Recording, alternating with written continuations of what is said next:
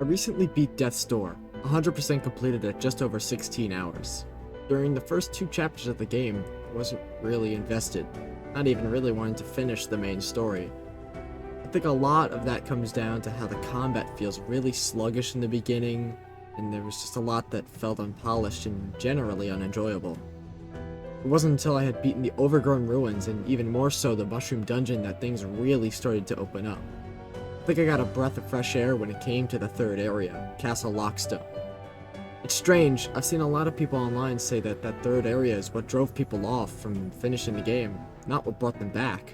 But I can say I had a complete 180-degree opinion swap on this game. After sticking with it past the third area and putting in a few more hours, I began to appreciate and understand the flow of the game a lot better. By the time I was invested, the game was over and I had beat it fully. All achievements done, nothing left to see. I got a nice little vignette and border on the title screen.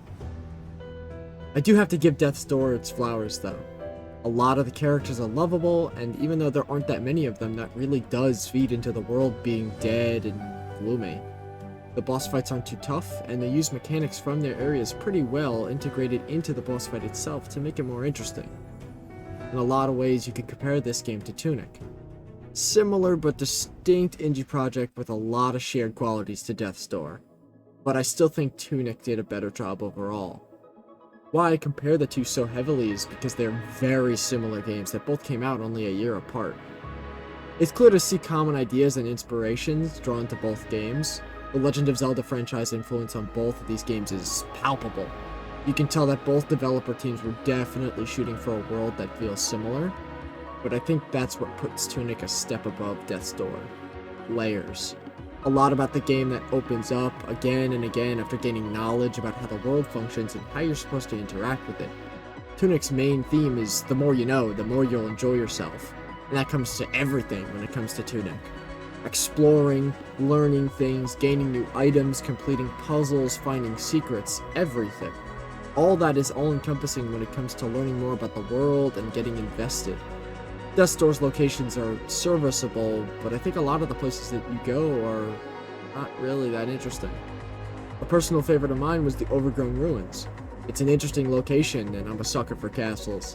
I think that's why specifically Castle Lockstone and the Overgrown Ruins are my favorite. The architecture played well into the mechanics and the platforming that those areas offer. I think one thing Death's Door suffers from a lot is not being able to traverse your areas easily. And that's especially true in the Lost Cemetery, which is your main hub. Trying to get from one major area to another, especially when you haven't seen them before, is just impossible, and the teleports really aren't in the best spots. On top of the fact that Death's Door doesn't have a map at all, so it makes it even more difficult, even though you can teleport between areas, to know where you're going or where you've been. I got much more immersed in the world of Tunic than I did Death's Door, because I wasn't fighting geography every step of the way. Because of this, the combat of Death's Door with the enemies in each area felt less rewarding. You're constantly fighting enemies when you're just trying to get around the map, and not trying to start a whole fight. I think Death's Door's ending was very interesting, and I love how they tied it to their previous game, Titan Souls. That genuinely caught me off guard, and I wasn't expecting that at all.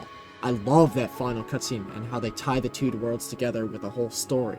Tunic really doesn't have that luxury because it's a solo game, but the fact that they were able to tie Death's Door to Titan Souls is really, really cool. Tunic feels more like a journey. Things you did in your first few hours have that same feeling of a previous game. You've done so much over the hours that you've been playing that when you bring something back, or there's a callback, or you're returning to an area, or there's a reference, it's more impactful because you're still playing the same game. Overall, I think I'd give Death's Door an 8 and Tunic a 9. I think a lot of what Tunic does over those few things is just a bit better than Death's Door. I feel like it's a more complete package, totally.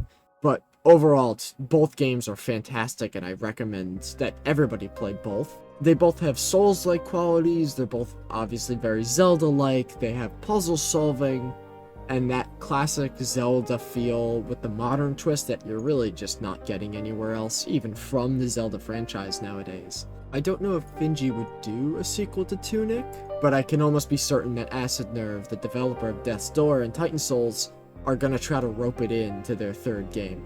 Having a continuing story over 3 different games that don't appear to be related in the first place could service them really well to having a complete full world and telling a more broad story. Thanks for listening. That was the rundown, and if you have any opinions on either of these games, put them down in the comments. I'd love to see what you guys have to say. Thanks for listening. See ya.